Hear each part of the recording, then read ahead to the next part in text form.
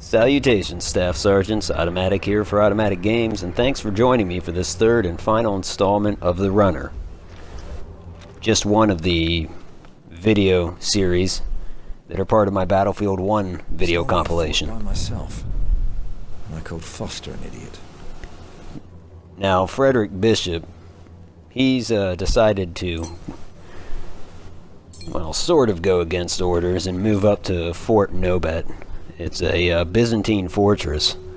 I don't know whether or not it really existed, but for all intents and purposes, it would be just one of many fortresses found in this vicinity of Turkey. This specific fortress is being used by the Ottomans as a artillery stronghold.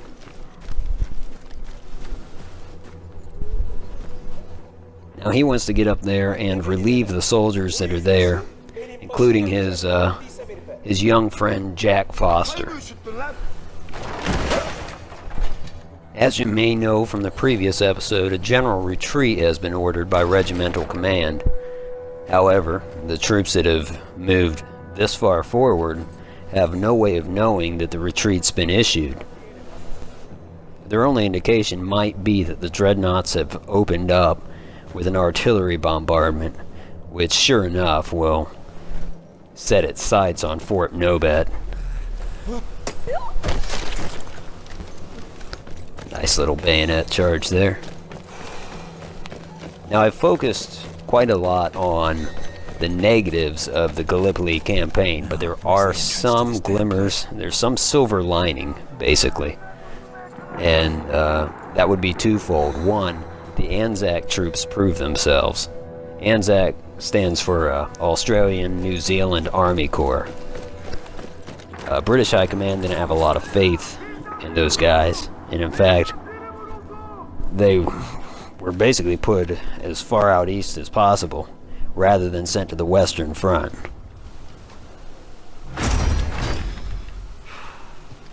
What, again? You sure you didn't just want to shoot me? Come on. Let's get you out of here. This place is about to come down any moment. No, we can't leave. There are still hostiles coming, and we can't outrun them with our wounded. You get going then. I'll cover your retreat. The bishop is still... I'll make it look like I'm capturing the fort. It'll be enough distraction. Once you get past Allied lines, send up a flare. Let me know you're safe. I'll make my retreat then. Oh, so you're disobeying orders now? Well, I assume you did to come here. Yeah.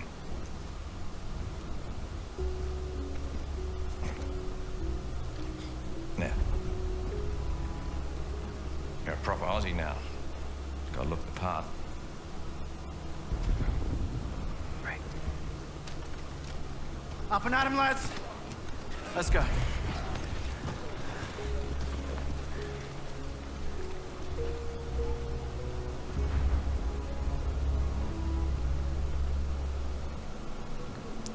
At any rate, as far as Anzac is concerned, they proved their weight in gold, being able to face down overwhelming odds against the Ottomans in Gallipoli.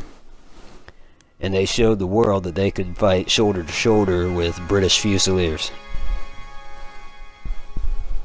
A lesson that would be taken to heart by British High Command. Another positive we could glean from this situation is the ramifications of the overall strategy. Initially, the idea was that this invasion, at best, would knock the Ottoman Empire out of the war. Of course, that would be a tall order. At least what they wanted to accomplish was to relieve some pressure off of the Russian front. That is to say, by attacking this far east, they would serve as a distraction, giving the Russians, a little bit more hope. However, such was not the path, and there really weren't enough troops involved in this operation to consider I mean, they could occupy Constantinople, to be sure, but anything above and beyond that would just generally be unrealistic. And granted, this is Monday morning quarterbacking, but they would not have been able to sally forth northward, not without more and more waves coming this far east. However, the strategy so impressed the Italians that they decided to throw in on the side of the Allies. They thought, well, if the Allies can launch this kind of attack, we'll jump in. Now, granted, this is before Gallipoli became a catastrophe, and I really don't know if the Allies or if the Italians regretted that decision. But one of the results of the Italians entering the war was a whole new front opening up against Austria-Hungary. So certainly that benefited the Western Front.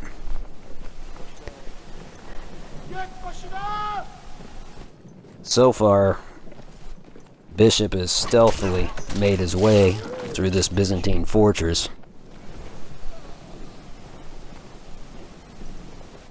But already guards are finding bodies, and the general alarm is just seconds away. There we go.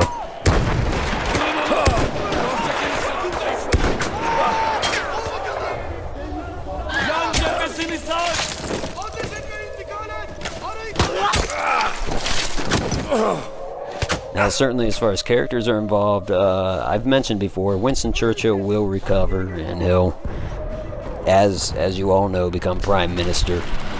So he does well. On the other side, on the Ottoman side, Mustafa Kemal he'll flourish after this. As earlier noted, he'll become the first president of Turkey.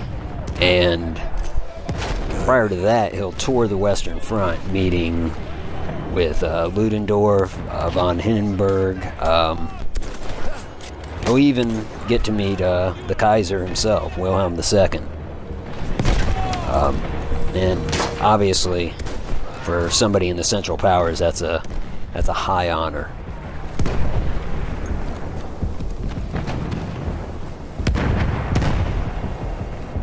Now, as you can see, Bishop has relieved Foster and the other troops. They're making their way back down to the River Clyde as part of the general retreat. They're going to fire a signal flare when they get there. That's when Bishop is going to set out and join them, but he's so deep within this fortress now. His plan is nothing short of fatalistic.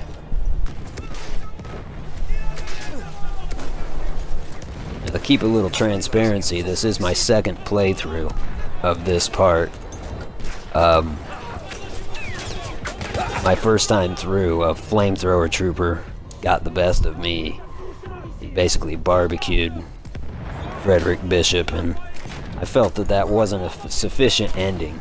Whether the scripted ending is better or worse, you're about to find out, but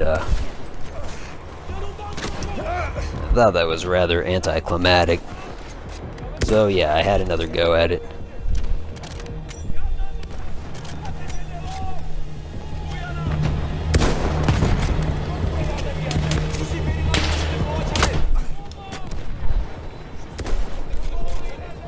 Like I said, I've learned a little bit about Gallipoli from a Smithsonian article. But as far as my interest in the First World War, I've had an interest in that for quite some time. Currently, I've been looking at a book written by John Keegan. It's kind of tough to read, but nonetheless, I'm struggling through it, and it's a good read. Also on YouTube, there's a channel called The Great War. What they'll do is, currently it's 2016, they'll do this kind of 100 years ago today kind of deal. So I subscribe to them, and that's just, I've got a great interest in the stuff, so I enjoy that a lot. Again, that channel's the Great War. of course I enjoy posting these videos, but I also enjoy the fact that I've got some viewers, and so I really do appreciate you guys. There was that flamethrower trooper. He didn't do as well this time. That explosion is just part and parcel of carrying all that fuel on your back. Anyhow, I'm going to leave it here. Like I said, I appreciate you watching. If you like this stuff, like it. If you dislike it, dislike it. If you're indifferent, just don't hit either one of those buttons.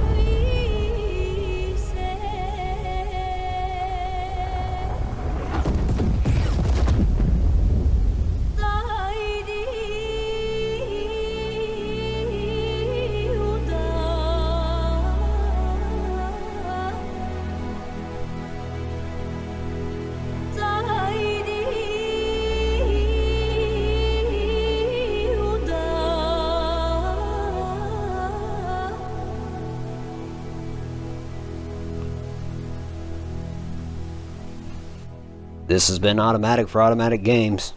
As usual, I appreciate you. I'll talk to you soon.